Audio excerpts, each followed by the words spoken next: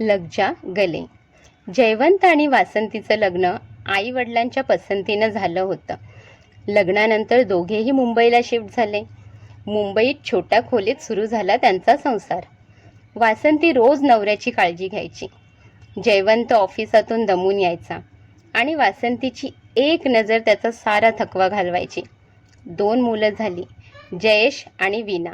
मुलं झाल्यावर त्यांचा खर्च वाढला होता, पण तरीही वासंती कसंबसं करून त्याच पगारात सगळं भागवत होती. जयवंत तिला नेहमी म्हणायचा, तुझ्यासारखी बायको भाग्यवानांनाच मिळते. वासंतीचं आयुष्य फक्त जयवंतमध्ये होतं. दोघंही रोज एकत्र बसून रेडिओवर गाणी ऐकत. लग जा गले हे गाणं त्या दोघांच्याही आवडीचं होतं. मुलं मोठी झाली. जयेशला इंजिनिअरिंगसाठी पुण्यात जावं लागलं. वीणाचं साध्या पद्धतीने लग्न लावून दिलं. आता घरात फक्त दोघेच होते. खर्च वाढले, तणाव वाढला. कधी कधी जयवंत चिडचिड करायचा, रागवायचा. एक दिवस जोरदार पावसात जयवंत दमून घरी आला. पायात चिखळ, डोकं भिजलेलं. वासंतीने टॉवेल आणून दिला, चहा ठेवला. जेव्हा ती त्याला चहा द्यायला गेली तेव्हा जयवंत रागाने तिच्यावर एवढ्या वर्षात पहिल्यांदाच ओरडला, काही समजत नाही तुला? गरज काय आहे सारखा चहा ठेवायची? इथे एकतर सगळं भागवताना माझ्या नाकी नऊ येत आहेत. घर खर्च भागवू की मुलांच्या लग्नासाठी, शिक्षणासाठी काढलेले कर्ज फेडू? तुला काय कळणार ते? तू दिवसभर काय करत असतेस? वासंतीच्या डोळ्यातून पाणी आलं, पण ती काही बोलली नाही. दुसऱ्या दिवशी सकाळी दोघेही एकमेकांशी बोलले नाहीत. जयवंत कामाला निघाल्यावर तिने त्याला टिफिन दिला. त्यात तिने एक चिठ्ठी ठेवली होती. दुपारी जेवताना त्याने चिठ्ठी पाहिली. त्यात लिहिलं होतं, मला माहीत आहे तुमचा राग माझ्यावर नाही आहे, तरी पण मला माफ करा. माझ्याकडून तुम्हाला कधीही आर्थिक हातभार लागला नाही. मलाही खरं तर या गोष्टीचं खूप वाईट वाटतंय. जयवंतला चिठ्ठी वाचून खूप वाईट वाटलं. त्याला त्याच्या वागण्याचा पश्चाताप होत होता. ज्या बायकोनं त्याला सगळ्या परिस्थितीत साथ दिली होती त्याने तिला दुखावलं होतं. तो दिवस त्याच्या आयुष्यातल्या शिकवणीतला मोठा धडा ठरला. त्याने घरी आल्यावर तिची माफी मागितली आणि एक कडक चहा ठेवायला सांगितला. जयेशला तिकडे पुण्यातच चांगली नोकरी मिळाली. तो तेथून पैसे पाठवू लागला. बघता बघता जयेशने सर्व कर्ज फेडलं आणि जयेशने बाबांना सांगितले, बाबा आता तुम्हाला काम करायची काहीच गरज नाही. तुम्ही आता घरी बसा आणि आराम करा आणि आईची काळजी घ्या. मी दर महिन्याला तुम्हाला पैसे पाठवत जाईन.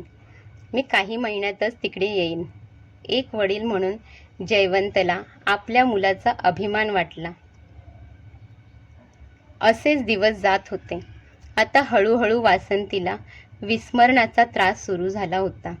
सुरुवातीला ती छोट्या छोट्या गोष्टी विसरायची. साखर कुठे ठेवली, जेवण केलं की नाही, मुलांची नावं काय, मग ओळखी विसरायला लागली. आता ती जयवंतला सुद्धा विसरली होती. जयवंतचं हृदय आता पूर्णपणे तुटलं गेलं. पण तो नेहमी म्हणायचा, तिनं आयुष्यभर माझी काळजी घेतली. आता माझं कर्तव्य आहे, यापुढे मी तिची काळजी घेणार आहे. त्याने तिचं औषध, जेवण सगळं सांभाळायला सुरुवात केली. रोज तिला तिच्या जुन्या गोष्टी सांगायचा, त्यांच्या लग्नाचं, मुलांचं, गावचा गणपती, त्याने तिला कुठे कुठे फिरायला नेलं होतं आणि बरंच काही. एक दिवस जयवंत तिला जुनं गाणं ऐकवत होता, लग जा गले, जे त्या दोघांच्याही आवडीचं होतं. ती गप्प होती, डोळे मिटले होते, पण गाण्याच्या शेवटी तिच्या डोळ्यातून अश्रू वाहू लागले. एवढ्या दिवसानंतर पहिल्यांदाच तिने जयवंतचं नाव ओठांवर आणलं. अहो जयवंत, बस झालं गाणं, मला आता खूप झोप येत आहे. त्या एकाच क्षणाने त्याने तिच्यासाठी केलेले एवढ्या महिन्यांचे कष्ट तो विसरला. तिच्या आठवणी परत आल्या, पण त्या काही क्षणभरासाठी होत्या. दुसऱ्या दिवशी सकाळी आता तिला काही लक्षात ठेवायची गरजच नव्हती, कारण आता ती शांत झोपली होती कायमसाठी.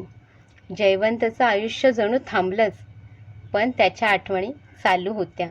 त्याने तिच्या आठवणींवर एक डायरी लिहायला सुरुवात केली. लग जा गले. प्रत्येक पानात एक गोष्ट, एक प्रेमळ संवाद, एक हसरा क्षण आणि शेवटी त्याचं एक वाक्य. मी तिच्या विस्मरणातही तिच्या प्रेमाचं अस्तित्व अनुभवत होतो.